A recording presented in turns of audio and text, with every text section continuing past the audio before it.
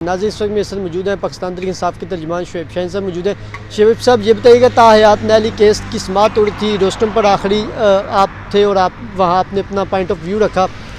क्या वजह हुई कि आप रोस्टम पर गए और फिर चीफ जस्टिस साहब के साथ आपके बड़ी दिलचस्प मुकालमा हुआ और पूरे पाकिस्तान ने उसको देखा? क्या कहेंगे इस बात से? देखें, हमारा पॉइंट ऑफ व्यू आना ज़रूरी था। वो जो हमने पेश किया कि एक तो हमने कहा कि वो जो आइन की तशरीह करते हुए सुप्रीम कोर्ट ने फ़ैसला दिया था उसको इलेक्शन एक्ट के ज़रिए इन्होंने नलीफाई कर दिया, जो कि कर नहीं सकते थे क्योंकि सुप्रीम कोर्ट की जो तशरीह थी वो आइन की तशरीह थी। लिहाजा आइन में तरमीम किए बगैर इस तरह करना वो मुनासिब नहीं था।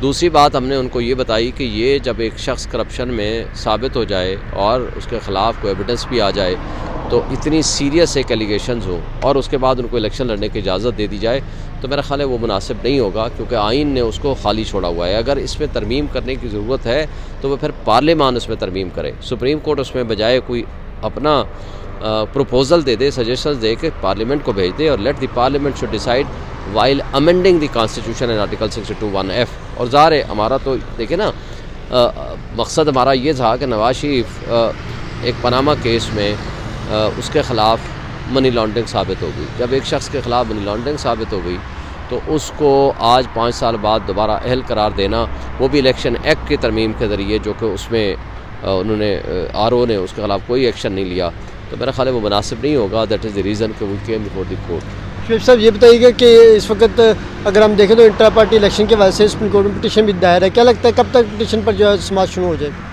देखें, चीफ जस्टिस आज तो बिज़ी थे और हो सकता है कि कल संडे को रख लें, हो सकता है मंडे को रख लें।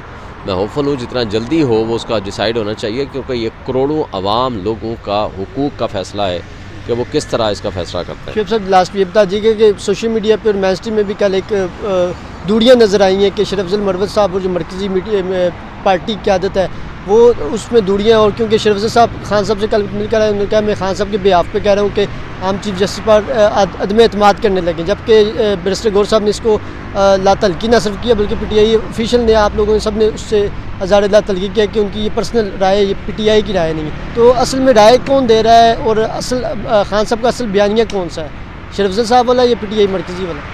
ये आप उन्हीं दोनों से पूछ लें।